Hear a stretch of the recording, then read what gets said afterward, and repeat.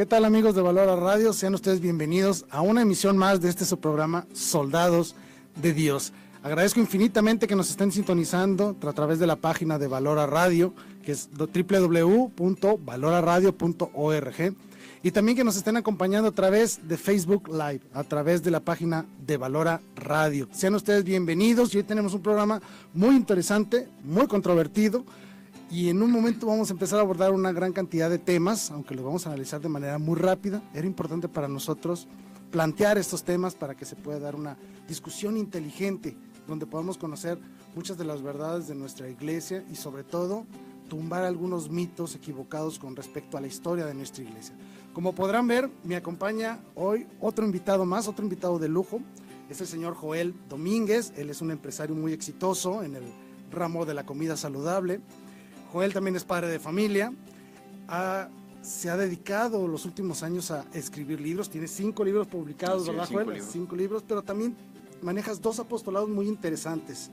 Uno es el apostolado de Vacuna de Fe, que es la promoción de la fe católica, la promoción de la historia de la iglesia, y también maneja la revista Vox Veritas también, ¿no? Así es. Las personas pueden acceder a esta revista y estos documentos de manera gratuita a través de sus páginas, ¿verdad? Y también comprar tus libros. Así es. Perfecto.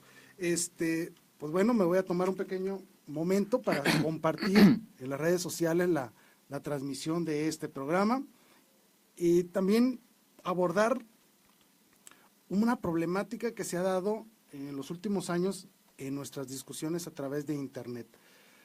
La llegada de las redes sociales y el acceso que tenemos todos y cada uno de nosotros del Internet nos permite accesar a gran cantidad de información. Desafortunadamente, la información no siempre es la correcta y la adecuada. Entonces, el programa de hoy va a tratar de eso, de romper algunos mitos alrededor de la historia de la iglesia. Van a ser muchos temas variados, algunos temas muy variados, pero que consideramos importantes platicarlos de manera muy general para que ustedes los conozcan y puedan dar testimonio de su fe más adelante, ¿de acuerdo? Pues para eso traje a Joel, que es un experto en estos asuntos. Él se ha dedicado a estudiar mucho estos temas y vamos a empezar con uno de los temas más comunes con respecto a los mitos de la iglesia. El primero es el famoso Constantino. En las redes sociales encontraremos muchas veces que nos hablan de que Constantino fundó la Iglesia Católica. Mi primera pregunta, Joel, ¿quién es Constantino y por qué viene esta leyenda? Ok, Jaime, antes que nada, pues gracias por la invitación a tu programa. Ya te estabas tardando, ¿no? Sí, ya me estaba tardando un poquito. Y pues estoy muy contento, ¿no?, de compartir con tu público y espero que les guste esta temática que vamos a abordar el día de hoy. Bueno, Constantino. El hablar de la figura de Constantino es primeramente hablar de un militar, ¿no? Un militar romano, era un general romano. Por ahí del año 306 fue cuando su flota, su tripulación, lo que tú le quieras llamar, lo nombró emperador, y de ahí nace el tetrarca, ¿no? Es decir, en Roma, el tetrarca era que Roma estaba ocupada por 4 generales, eran los cuatro que mandaban ahora sí que en Roma, ¿no? No había un emperador Augusto en ese momento, ¿no? Entonces cuando el emperador Constantino, promulga en el año 313 la ley el edicto de Milán, legaliza el cristianismo, ¿no? Y es lo que más compete en esta temática. Okay. ¿Qué importancia tuvo para los cristianos ese edicto de Milán, ese documento? ¿Qué decía ese documento? Ok, el edicto de Milán básicamente legaliza el cristianismo, no como religión oficial del imperio todavía, sino que, como recordarás, en el año 64, Nerón César mandó a incendiar la ciudad de Roma, ¿no? Sí. ¿Y a quién le echó la culpa? A los cristianos, ¿no? Fueron perseguidos cruelmente en Así es. época. Entonces, en aquel tiempo, Nerón, echando la culpa a los cristianos, lanza una ley que se llamaba, que dice, ut Christiani non sit, que quiere decir, los cristianos no deben existir. Y a partir de esa fecha es cuando el cristianismo comienza a ser perseguido. La primera persecución, como tú sabes, murió el apóstol San Pedro. San Pedro, San Pablo, fue las persecuciones de Nerón, ¿no? Así es. Entonces, por ello, desde ese tiempo el cristianismo era perseguido como delito. Vaya, ¿no? Desde el año 64 hasta el año 313, que se promulgó el edicto de Milán, entonces el cristianismo ahora sí que tomó su segundo respiro. Y sí, así es. Entonces el edicto de Milán que dictó Constantino, lo que hacía era darle libertad de culto a los cristianos. Así es. No era aún la religión oficial del imperio. No. Muy bien, entonces, ¿por qué dicen que Constantino fundó la iglesia? ¿En qué se basan para decir eso? Mira, pues ahora sí que se trata de mitos del tema, ¿no? Ujú. Es un mito que en el año 313, gracias al Edicto de Milán, se haya promulgado o se haya cambiado Constantino a la religión cristiana, ¿no? Ujú. No era cristiano. No era cristiano, Ah, vaya. ok. Quisiera aquí hacer mención de que cuando Constantino legaliza el cristianismo, los cristianos antes de ese tiempo estaban ocultos siempre en las catacumbas, ¿no? Ujú. Las famosas catacumbas que las pueden visitar en Roma, que están llenas de imágenes bien Así hermosas, es. ¿no? Bien decoradas, sí. Entonces, quisiera aquí mencionarte unas palabras Ajá. que suceden cuando Eusebio de Cesarea, sabes que escribió la Eusebio historia de Cesarea. eclesiástica. Así es, la historia eclesiástica, No, Eusebio de dice, Cesarea. decía Eusebio de Cesarea, me encuentro absolutamente atónito ante la magnitud del favor de Dios y le ofrezco toda mi maravilla de adoración que a partir de ahora resplandeció para la iglesia de Cristo una nueva luz, un día sin nubes. Ujú. Se refería precisamente a esta libertad que ya recibían los Así es, cristianos esta de poder libertad. ejercer su culto, ¿verdad? ¿Qué pasó Así después es. del edicto de Milán? Se dio, primeramente, pues, la libertad del culto, como lo menciona el mismo edicto. Claro. Hubo un gran auge en la evangelización desde ese tiempo. Ujú. La Eucaristía ya no se hacía de manera oculta porque el cristianismo Era clandestino. era clandestino, le llamaban, era una religión mistérica. ¿Por Así qué? es. Porque nadie podía conocer lo que era la teología cristiana hasta que no se sea cristiano. Ah, Es el ok. proceso que pasaban los catecúmenos, ¿no? Claro, entendido. Entonces, hasta el momento de que se dictara este edicto con la llegada de Constantino, se dio libertad al culto cristiano. Así es. ¿No más al culto cristiano o también a otros cultos? No, generalmente a todos, ¿no? A todos los cultos, o sea, no ¿por fue qué? solo al cristianismo, No. sino que ese edicto daba libertad en general a diferentes cultos. Fue libertad en general, pero ahí te va Ok, una cosa, ¿no? ok. Constantino, antes de que promulgara el edicto, tuvo una batalla con Magencio, que era Ok. otro general romano, Así es. que en ese tiempo ocupaba la ciudad de Roma. Entonces, Constantino derrota a Magencio y le da gracias a Cristo. ¿Por qué?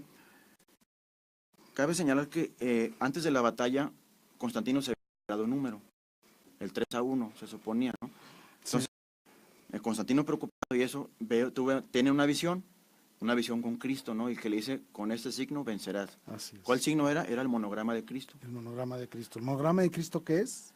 Este, Son las letras, ¿no? Así es, del sí, nombre claro. de Cristo, ¿no? La inicial y la final del nombre de Cristo. Así es. Entonces Constantino manda a pintar en los escudos el monograma de Cristo, en los monograma de escudos de los Cristo. soldados. Y pues gana esa batalla, y Constantino, gracias a que ganó esa batalla, le da gracias al Dios cristiano, ¿no? Ujú. Y desde ese momento Constantino empieza, sí, hay que decirlo, comienza a adorar a Cristo. Comienza a adorar a Cristo. Muy bien. Ahora, por el favor recibido, le da, ahora sí que el edicto a los cristianos para que puedan ejercer con libertad su culto, ¿no? Así es. Ok, eso es lo que ocurrió en el año 313. Ujú. No significa bajo ninguna circunstancia entonces que Constantino haya fundado una religión nueva, ni siquiera era cristiano. No. Perfecto. Sí, incluso se sabe que se bautizó hasta el final de su vida. Así es. Y incluso fue bautizado por un obispo arriano, ni siquiera Arriano por un era Eusebio de Nicomedia. Eusebio de Nicomedia. Ni siquiera era fiel a Roma, por decirlo de De alguna hecho, estaba manera. exiliado a la Estaba ciudad de exiliado. Constantinopla, ¿no? Así es. Constantino Entonces, murió en Constantinopla. en Constantinopla, ni siquiera en Roma, ¿verdad? No. En Constantinopla, perfecto. Incluso de ahí viene su nombre. Ujú. Ahora, antes de Constantino, ¿ya habían existido papas, sí o no? Así es. Tengo el dato que antes de Constantino, antes de que pasara el año 306, que fuera nombrado general, que fuera nombrado emperador, Ujú. habían sucedido 31 papas. 31 papas. 31 papas en Antes Roma. de que él se hiciera emperador. Antes de que él se hiciera emperador. 14 de ellos murieron a manos de emperadores martirizados, ¿no? Así es. Empezando por San Pedro, ¿no? Así es. Y fíjate bien, durante su reinado de Constantino, aun cuando fue después Augusto, hubo 6 papas que no eran la misma figura que Constantino, ¿no? Una cosa es el obispo de Roma y otra cosa es el emperador romano, Ujú, ¿no? así Y en ese es. tiempo existían las dos figuras. En el tiempo que Constantino reinaba, tomaron posesión de la iglesia Marcelo I, Eusebio, Melquiades, Silvestre I, Marcos y Julio I. Muy bien. Fíjense, los nombres de los papas que estuvieron en el trono de San Pedro durante el reinado de Constantino, Así ¿verdad? Y ahí me llamó la atención un nombre, Silvestre, el Papa San Silvestre. Fue el primer papa que no murió martirizado, para empezar. El registro de la historia es el primer papa que no muere en el martirio, sino que muere ya de causas naturales. El primero, estamos hablando del año 300, 32, si mal no recuerdo, cuando murió este papa. Durante ese reinado de este papa ocurrió otro evento muy importante. No solo viene la visión de Constantino, el edicto de Minal, que era la libertad de profesar la fe cristiana y otras religiones más. Así es. Y viene otro evento importante en el año 325, El Concilio Concilio de Nicea. Para no ahondar mucho en el tema, ¿cuál era el objetivo de este concilio de Nicea que sucede en el año 325? ¿Por qué se reunió la iglesia en este concilio? ¿Cuál era el tema a tratar principal? El tema principal a tratar en dicho concilio era cristológico. Era cristológico, o sea, hablar de Cristo. Es casi netamente cristológico, ¿no? Hay 3 asuntos muy importantes que se derivan de este concilio. Primero, se promulgaron 20 leyes para la iglesia, para los cristianos, ¿no? Sí. Que es ahora algo como que conocemos como el Código de Derecho Canónico. El código. Fueron los primeros inicios de cánones regulatorios y disciplinarios. Así es. Así es. Y tercero, promulgar un credo general. Un credo general. Todavía lo recitamos, ¿verdad? Así es, en cada misa. Exactamente, en cada misa. El credo que recitamos surge de aquí, del concilio de Nicea del año 325. Así es. Perfecto. ¿Y cuál era el tercer tema? Bueno, eran 3 temas, ¿no? Las leyes de la iglesia, la cristología. Así es. Que de la cristología se derivó las condenas hacia el arrianismo, ¿no? Al arrianismo. El arrianismo fue una herejía grave de aquellas épocas y fue combatida en este concilio, Así ¿verdad? es. Ok, de acuerdo. ¿Quién convocó el concilio? ¿Lo convocó Constantino o lo convocó el Papa? No, hay que decirlo abiertamente, ¿no? El concilio lo convocó Constantino, ¿no? Lo convocó. Era de alguna manera darle algún favor a la cristiandad, ¿no? Es uno de los favores también, como por ejemplo la primera basílica de San Pedro, que la fundó Constantino. Así es. Pero el concilio fue un favor de Constantino hacia la cristiandad. Entonces, Constantino convoca obviamente a todos los líderes cristianos alrededor del orbe, ¿no? Pero hay gente que dice que él presidió el concilio, y no es cierto. O sea, Constantino, a pesar de que adoraba a Cristo, no tenía idea de lo que es la teología cristiana. Ni siquiera era cristiano en esa serie. O sea, él adoraba a Cristo como otro Dios. A un Dios llamado Cristo, Así ¿no? es. Así lo concebía él, ni siquiera era cristiano en el estricto sentido. Así es. Muy bien. Entonces, Constantino veía en el cristianismo algo que tenía valores para la ciudadanía, ¿no? Entonces, por eso le da el favor de promulgar, de convocar este concilio. Facilita todas las condiciones para que se realice este concilio. Aparte que él era pues el regente de todo este imperio y permitía los accesos de los obispos de las diferentes regiones. Obviamente, todos estos obispos eran católicos, ¿no? Así es. ¿Sí? Eran fieles al Papa. Claro que sí. Muy bien. ¿El Papa intervino en este concilio de alguna manera? De alguna manera sí. Fíjate, quien presidió el concilio de Nicea fue el obispo Ocio de Córdoba. Ocio de Córdoba. Que precisamente era uno de los delegados del Papa. Así es. Más aparte, hubo 2 presbíteros. Ajá. Era Antonio, ¿no? No, Víctor y Vicente. Víctor y Vicente. 2 delegados papales que estaban en el concilio dando es. formalidad al concilio. Ahora, cuando terminó el concilio, se lo mandaron al Papa para que lo autorizara, ¿sí o no? Así es. Es decir, aunque el Papa no presidió el concilio de manera directa, autorizó su uso, estuvo representado no solo con 2 presbíteros, sino que además estaban los obispos fieles al magisterio, y al final ratificó las resoluciones de este mismo concilio. ¿Se introdujo alguna práctica o alguna doctrina nueva en este concilio que no se hubiera practicado con anteriormente? No, fíjate, si te pones a ver incluso las actas de los papas, de los primeros cristianos, la cristología que se trató en el concilio de Nicea ya estaba, ahora sí que prescrita, ¿no? Fue una reafirmación. Nada más fue una reafirmación, así es. Y perfecto. Así es, para condenar la herejía arriana que estaba ganando terreno en ese momento en la iglesia. Ok, perfecto, muy bien. Entonces no hay manera de decir, bajo ninguna circunstancia, que Constantino fundó la Iglesia Católica. No. Solo era un emperador romano que ni siquiera era cristiano, que facilitó las condiciones para que la Iglesia floreciera en ese tiempo, terminó con las persecuciones, que hubo una otra posteriormente, pero él puso vamos a llamarlo así, el primer periodo de paz legal para la Iglesia.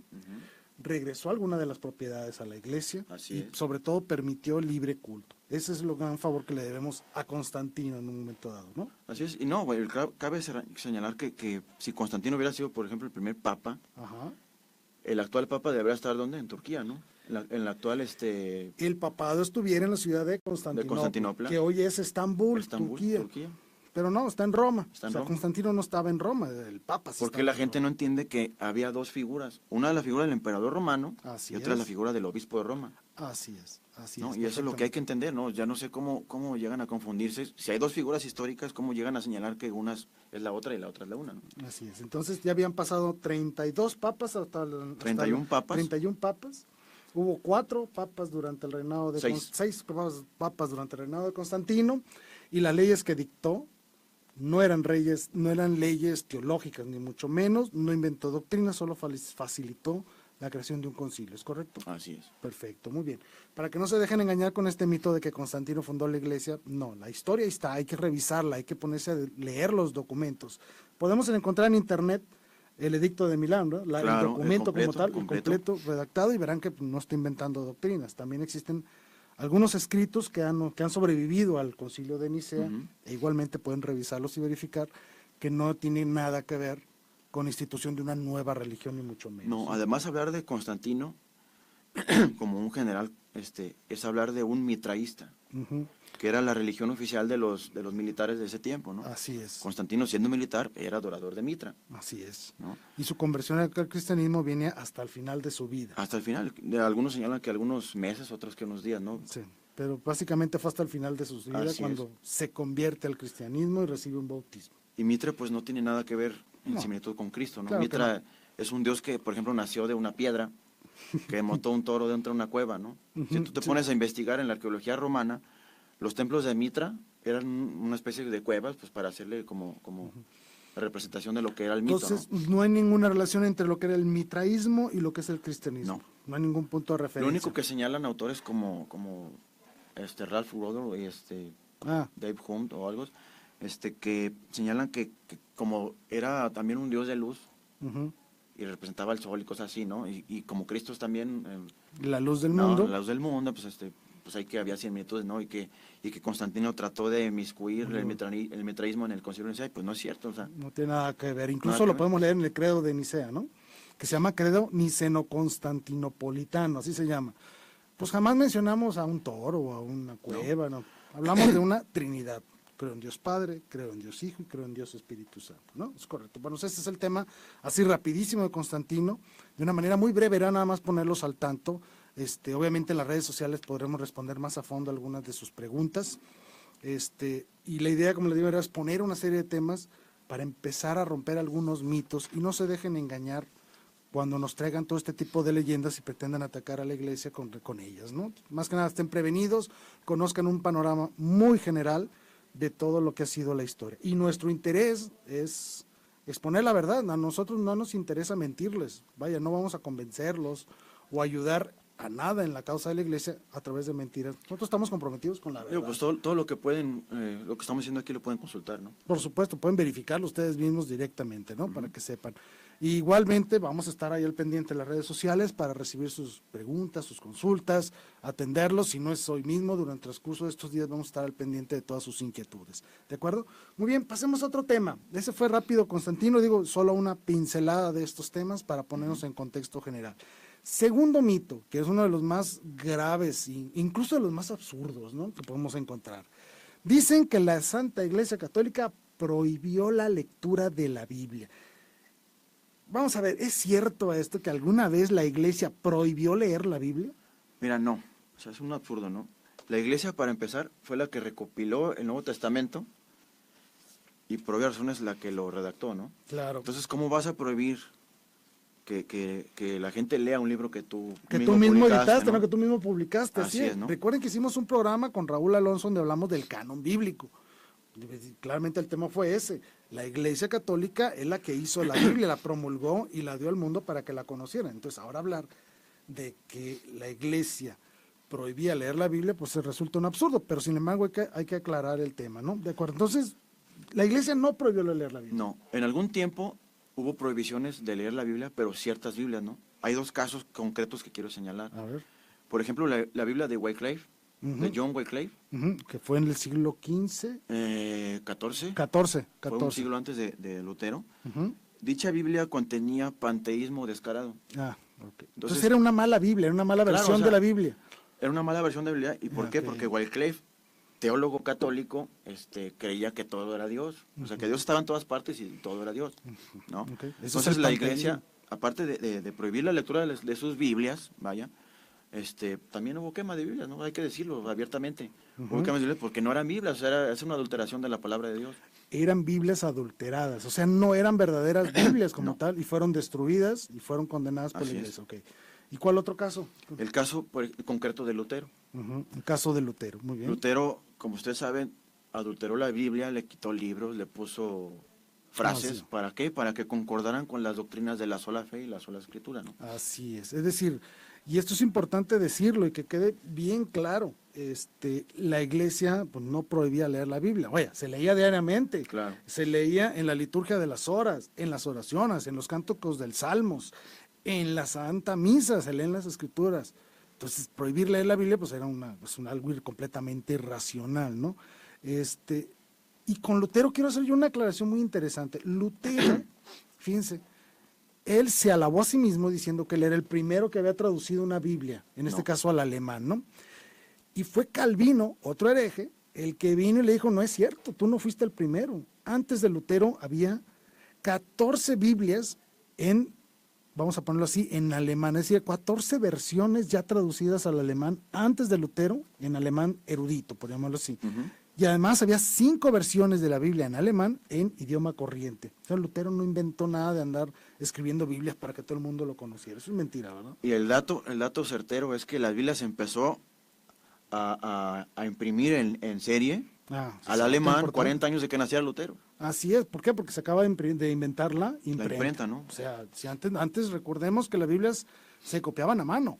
O sea, si dices tú es que no había muchas Biblias, pues no, pues es que había que pagarle a alguien para que la copiara y tardaba pues un tiempo razonable en copiar una Biblia. De ahí que nace el ministerio de los monjes copistas. Así es, verdaderos monasterios llenos de monjes copiando documentos, no solo Biblias, misales, salmos, liturgias, un montón de documentos se hacían a mano, ¿sí? Entonces Lutero no vino a inaugurar nada, ¿sí? De acuerdo, muy bien. Ahora, el otro día me refirieron un famoso concilio de Valencia del año de 1229. ¿Existió ese concilio? Yo te puedo decir que no, por 2 cosas. Primero, señalar la fecha de 1229 en España es señalar la ocupación de los moros en toda la costa de la península ibérica, del Mediterráneo. Así es. Entonces, toda la costa de España del sur, la que daba con el mar Mediterráneo, estaba ocupada por moros. Así es. Entre ellas, la playa de Valencia. Así la ciudad de Valencia, que es costa, ¿no? Es costa.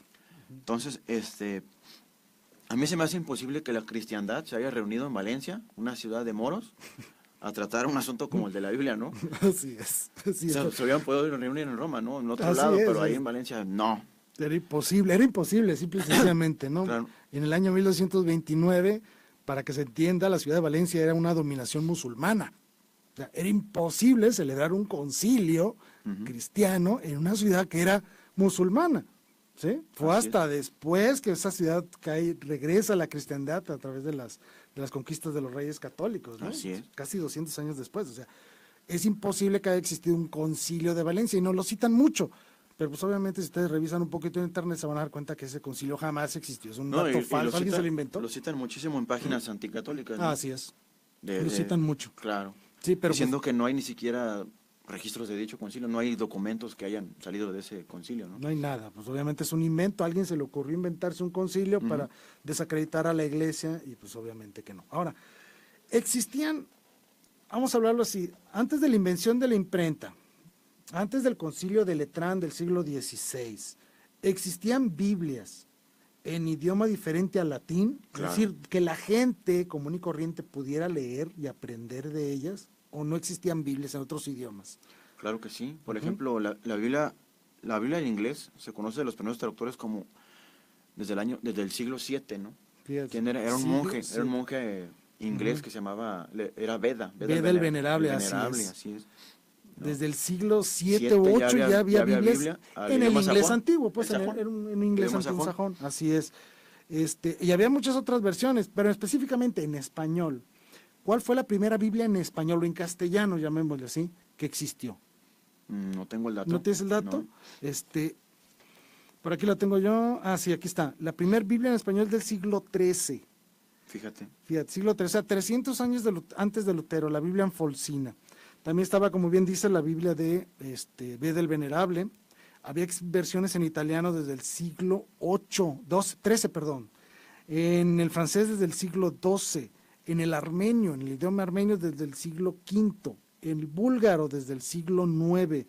Y en el gótico desde el siglo V. Es decir, es una falsedad histórica total, es decir, que la iglesia prohibió leer la Biblia. Lo que prohibió era leer Biblias adulteradas que no tuvieran una debida revisión, de que estuvieran correctas y que realmente expresaran la palabra de Dios. Es decir, lo que no quería la iglesia era que se leyeran Biblias piratas. Sí, y lo único que señala es que quema de Biblias, ¿no? Quema de Biblias, la iglesia católica, pero pues qué Biblias, ¿no? Sí, eran Biblias adulteradas completamente que no tenían ningún rigor con la verdadera palabra de Dios. Por eso es que fueron condenadas y fueron destruidas en esos tiempos, ¿de acuerdo? Muy bien.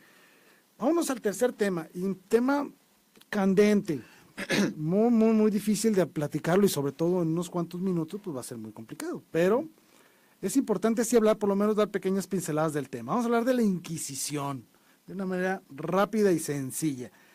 ¿Qué es eso de la Inquisición? Ok, la Inquisición viene de la... Ajá. ¿no?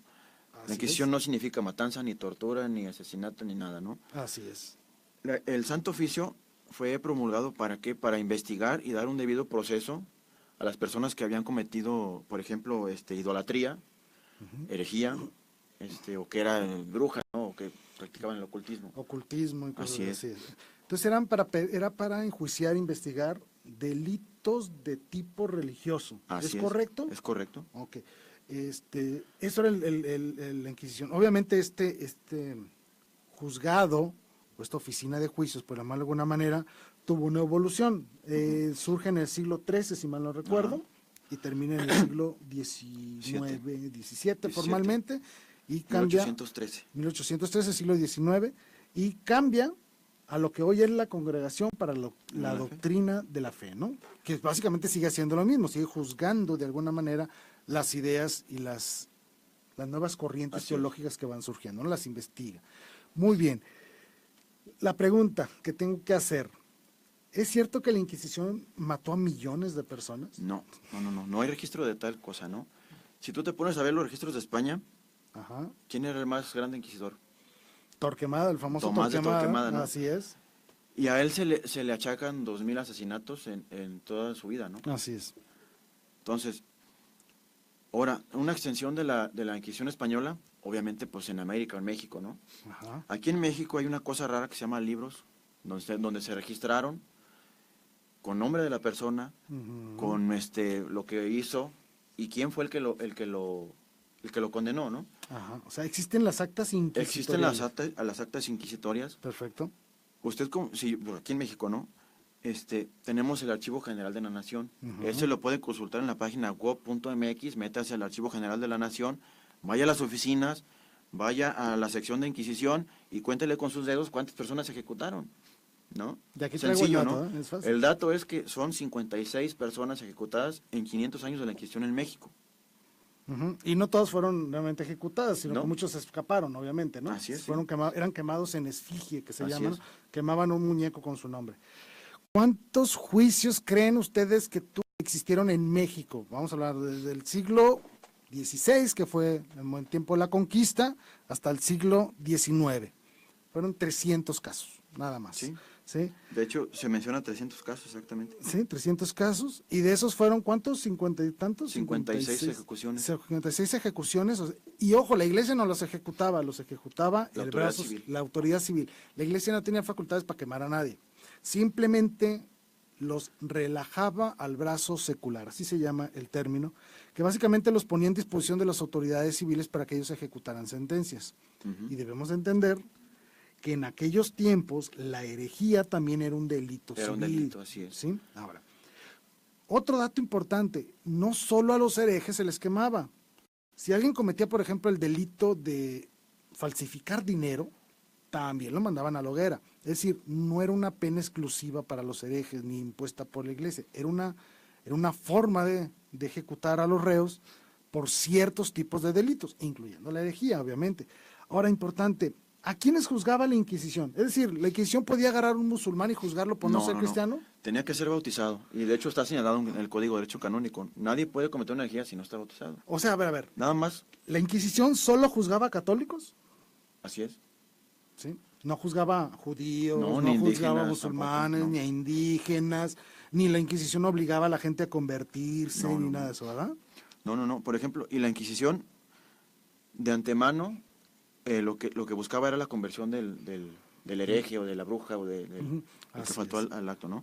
Entonces, siempre se les da la oportunidad, sin ningún tipo de tortura, ¿no? Siempre se les da la oportunidad de convertir. ¿Sabes qué? ¿Hiciste esto? Sí. De repente sí, y ya. Se hacía un auto de fe, que es prácticamente ir a la plaza, rezar el credo. O sea, básicamente era el único juzgado en el cual si tú te declarabas culpable y pedías perdón, te absolvían. Así es. Sí, ahora sí que la penitencia era ir a la plaza a rezar el credo. Así es, hacer de una forma pública su conversión y su adhesión a la autoridad eclesial.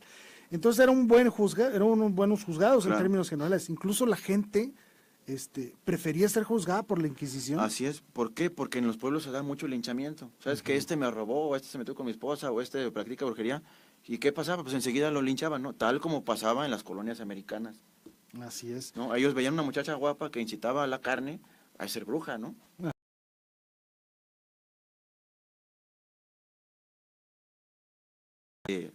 Pues la bruja y si no,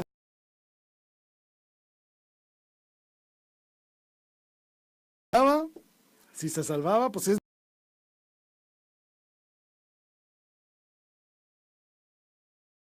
tiempos las formas de juicio bastante supersticioso. Entonces la Inquisición vino a poner orden a todo eso. Así es.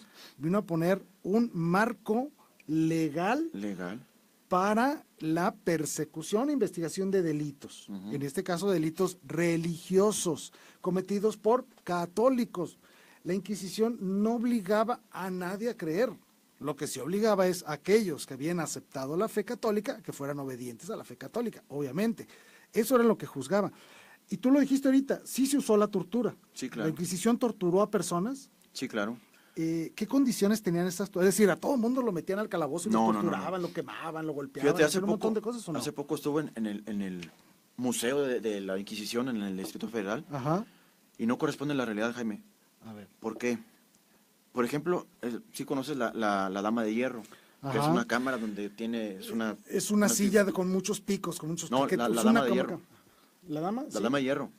¿Cuál era? Es una figura de metal que contiene puerta y tiene picos, ¿no? Ah, sí, pues es como es donde te Estuve meten investigando. Y te cierran y tiene lleno de picos. Y ahí la tienen y dicen que lo usó la Inquisición. Pues no es cierto, ¿no? O sea, la Inquisición se terminó en el año 1813. Ajá. Y la Dama de Hierro fue inventada en 1893. O sea, casi un siglo después, ¿no? Y pues... Es como un ataúd con picos. Claro, ¿no? O sea, y tú vas al Museo de la Inquisición y ves cantidad de horrorosidades, ¿no? Y no eran usadas realmente por la Iglesia. Así es. Según los estudios serios, incluso porque recuerden que con su santidad San Juan Pablo II se abrieron las actas inquisitoriales y se hizo un estudio minucioso de los actos y de los juicios que se llevaron a cabo en la Inquisición. Y resulta que la tortura, que sí hubo tortura, no vamos a decir que no, claro que la hubo, no era tampoco la regla general. Es decir, todo el que caía en la Inquisición era torturado, eso es mentira. Claro. ¿Sí? Se habla de que de entre el 15, 13, 10% de los juicios requirieron tortura. Y había un reglamento para la tortura. Es decir, sabemos que el reo no debía de sufrir daño permanente, y mucho menos la muerte. Si un reo moría en un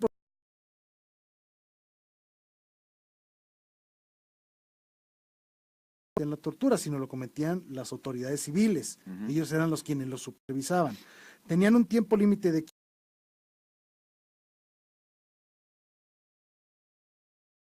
tortura y eran 3 los procedimientos autorizados de tortura en aquel tiempo. Uno era el toro, que era que te amarraban de las patitas y las manitas y te pegaban una tirada, ¿no? Obviamente salías con la espalda aliviadísima de ahí. El segundo era la polea. Te colgaban la polea con un peso, obviamente estiraba tus articulaciones y te causaba dolor. Y el tercero era una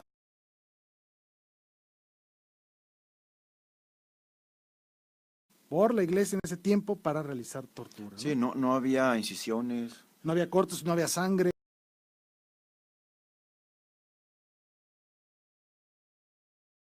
Era que, Peras, ¿no? Todos esos famosos instrumentos de tortura.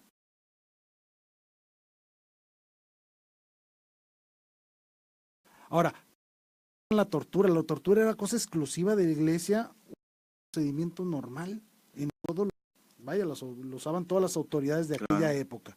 Sí, lo usaban todos, no crean que era exclusivo de la iglesia, era procedimientos. La única institución que le puso orden, límites a este tipo de acciones, pues fue la iglesia. Por eso decía que era un juzgado benevolente en muchos sentidos, ¿no? así es. Y si el reo aceptaba la culpa, lo Lo perdonaron. absolvían, lo perdonaban, ¿sí? Aunque se declarara culpable, lo perdonaban, hacía un acto de fe donde confesaba su adhesión a la iglesia y listo, quedaba perdonado. También hay que señalar que había castigos de vergüenza, ¿no? Por ejemplo, en caso de adulterio había castigos de vergüenza. Vergüenza pública, Así es. ya no las apedraban ni nada por el estilo. Y otro dato importante, la famosa casa de brujas. ¿Quiénes realmente fueron los que hicieron eso, esta cacería de brujas? ¿Fueron los católicos No, o no? fueron los protestantes, los británicos primeramente, después esta tradición pasó a las colonias americanas que O sea, las brujas de Salem no las mató la Inquisición No, católica. no. Buen dato. Y la cacería de brujas se daba sin ninguna investigación. ¿No? O sea, se proponía que las mujeres guapas, que no sé, la que Ahora sí que tenía, la que la que estuviera tenía loca, gatos, la que o sea, tuviera cosas así, gatos, ¿no? cosas verdaderamente Absurdas, absurdas, ¿no? Pero no era la Inquisición No. católica la que hacía eso. Los protestantes trataron de tener una inquisición, pero realmente era una deformación de lo que realmente era el Santo Oficio, Así es. ¿no? O sea, los protestantes, los que predican la sola fe, la sola escritura, tuvieron su inquisición, pero de manera deformada. Ellos no solo no tenían un juicio justo, sino que también en algunos tiempos, en algunas ciudades, ya era casi considerado delito ser católico. Incluso fueron las ejecuciones en Inglaterra, Claro. ¿recuerdas? Las persecuciones con Isabel, con la reina Isabel I, si mal no recuerdo. Estamos hablando a finales del siglo XVI, pues una fuerte persecución a los católicos. O sea, Claro. las inquisiciones perseguían a nosotros los católicos, para que tomen en cuenta ese detalle. Entonces, la gran cantidad de mitos de que la iglesia era torturadora, mala, quemaba gente a lo loco, mataba a un montón de gente, a miles de personas, perseguía a todo mundo. No era la Inquisición católica, eran las Inquisiciones protestantes. Así es. Era la luterana, la calvinista, la anglicana, y esa fue la que dio su continuidad en las, ¿sí? A través de las Inquisiciones puritanas, que incluso crearon una limpia de mucho cuidado cuando hablemos de la Inquisición. Hay que ser muy serios en este tema, no podemos andarnos llevando por mitos, por mentiras, por falsedades, por ¿cómo se dice? El primer resultado que nos den una búsqueda de internet, ¿no? Hay que ser más inteligentes a la hora de buscar las informaciones, hay que buscar fuentes académicas. Claro, porque todo está documentado. Así es, está documentado, lo pueden ustedes revisar en internet. Obviamente yo lo que les invito es a que busquen fuentes académicas de esta información, ¿no? Y ese fue así de manera muy general lo que es el tema de la Inquisición. Lo vamos a dejar, si les recuerdo, estamos en redes sociales, si ustedes tienen alguna pregunta más específica, con todo gusto podemos resolverla. Repito, este programa fue simplemente mostrar estos mitos, una pequeña explicación, que conozcan a Joel, que lean sus libros, que entren a sus páginas de internet, que sigan la revista Vox Veritas, porque de verdad vale la pena, reportajes muy buenos, muy actuales, y que obviamente lo hacemos por el servicio a la iglesia y servicio a ustedes, ¿de acuerdo? Muy bien, otro tema, un tema que es enorme, la verdad, es un tema increíblemente grande y que se habla mucho, pero con poca, vamos a decirlo así, con poca inteligencia, porque es un tema tan grande que es difícil abordarlo todo en una pequeña sesión. Y es el tema de las cruzadas. Solo quiero mencionar algunos detalles de estos de las cruzadas, pero sí comprenderlas. Joel, ¿qué es esto de las cruzadas? Las cruzadas fueron expediciones militares hacia Tierra Santa con la única finalidad de rescatar los lugares santos para la cristiandad, ¿no? ¿Quiénes estaban entonces en esos lugares santos? Los musulmanes, ¿no? Los musulmanes, así es, muy bien. De acuerdo, entonces, Tierra Santa obviamente tomen en cuenta que en Tierra Santa estaban no solo los lugares santos, que había que cuidarlos y preservarlos, sino que estaban llenos de congregaciones religiosas cristianas, llena de personas cristianas, llena de fieles cristianos. Es decir, la protección o tratar de recuperar todos estos territorios no obedecía a un movimiento feudalista, a un movimiento de conquista, sino muchos realmente dicen que fue una agresión directa a los musulmanes y no es cierto. O sea, las cruzadas nacen por un motivo. El emperador en ese tiempo, en el siglo XI creo, del el imperio bizantino, era Alejo. Ajá. Entonces Alejo se da cuenta de que toda su civilización está siendo avasallada por los musulmanes, ¿no? Musulmanes que hacían, ¿no? Llegaban a una ciudad cristiana, la sitiaban, mataban a los maridos, violaban a las mujeres, a los niños los esclavizaban. Entonces, Alejo pide ayuda al mundo occidental. Así es. En este caso al Papa, ¿no? Y es el Papa Urbano II quien convoca la primera cruzada.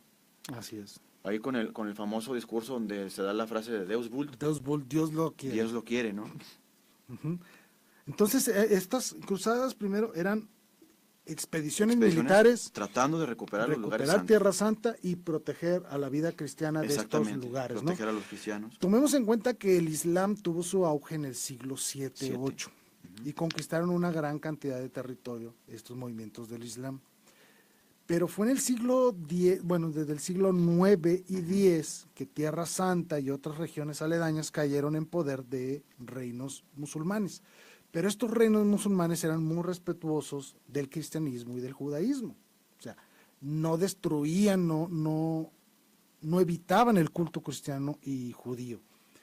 Pero entrando el siglo XI, las cosas cambian. Llegan nuevos reyes, llega un dominio turco muy agresivo a otras religiones y se dan serios conflictos donde las personas literalmente eran esclavizadas. Y aquí va un dato importante. Nosotros cuando hablamos de esclavitud siempre pensamos en que los españoles o los cristianos iban y hacían esclavos a las personas de raza negra de África y se las traían a América, ¿no? Eso es lo más común. Pero realmente el verdadero esclavismo era el que cometían los musulmanes con los cristianos. Claro, claro. Por eso decimos trata de blancas. ¿Han escuchado esa frase cuando decimos cuando alguien secuestra mujeres para prostituirlas? Se le llama el delito trata de blancas. ¿Por qué? Porque eran lo que hacían los musulmanes. La gran mayoría de la esclavitud a nivel mundial en toda la historia ha sido de personas de color blanco, no tanto de los de raza negra. Y la gran mayoría en estos siglos lo cometían los reinos musulmanes. Por eso es que dominaron la parte norte, la parte sur de España, todo lo que era las costas del Mediterráneo, llegaron todo lo que eran los Balcanes, todas estas zonas. Claro. Entonces las cruzadas lo que se buscaban era proteger, ¿no? Proteger, no agredir. No agredir. Se cometieron abusos seguramente. Claro, seguramente sí. Pero ahí te va, Jaime, había una consigna, o sea, los soldados partían con una consigna. Cuando ellos recuperaban una ciudad, a la población civil no hacían lo mismo que hacían los musulmanes, ¿no? Así es.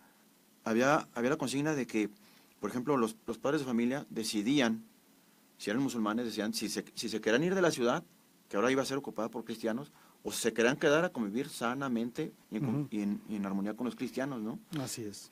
Entonces no se les violaba a sus mujeres, no se mataba al padre de familia. O sea, eran respetuosos de la vida. Eran respetuosos de la vida de los que no combatían.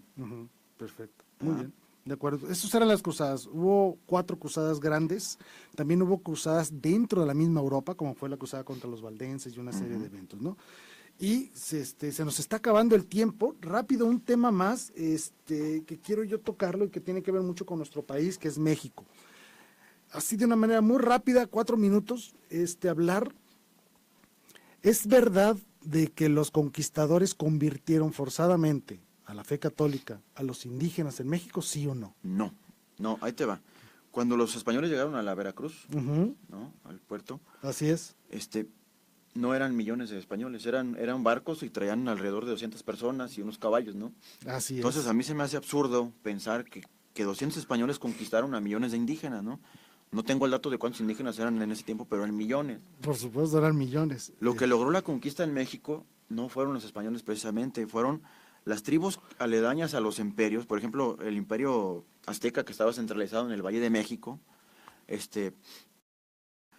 recaudaba de las tribus pequeñas, robaba, mataba a los líderes, se quedaba con sus mujeres, esclavizaba, traía gente para los sacrificios, ¿no? Así es. Entonces, las tribus pequeñas se hartaron de todo eso y se unieron en estrategia con los españoles. Entonces realmente fue una guerra de independencia del imperio azteca. No era que llegó a otro país y conquistó y mató a todo un montón de indios.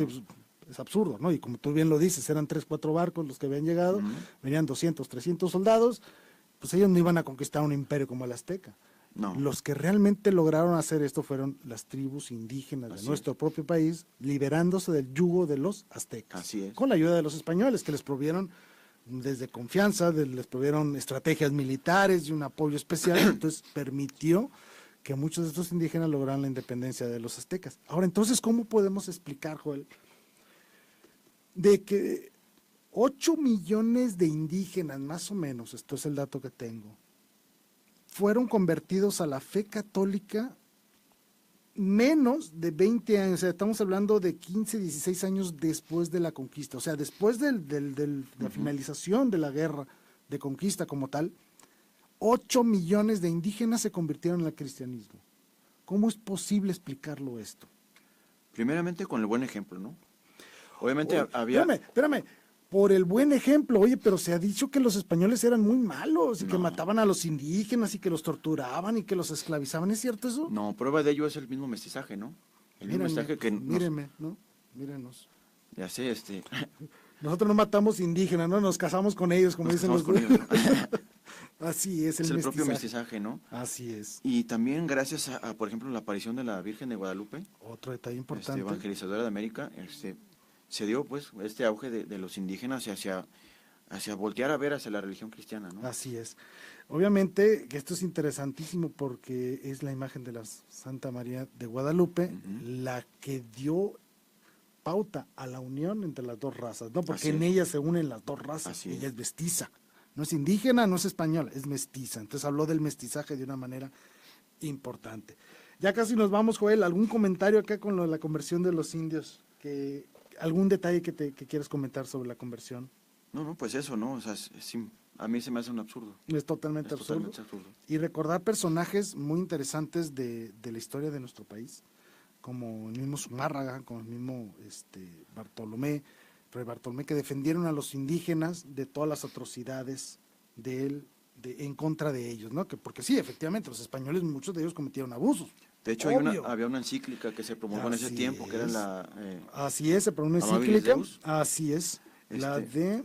Aquí está, es una bula del Papa Pablo III, Sublimis Deus, donde a los indígenas les daba no solo la categoría de seres humanos y dignos de recibir la fe católica, sino que también la mismísima Reina Isabel promulgó leyes para proteger a los indígenas de todos los sentidos, ¿de acuerdo? Así es.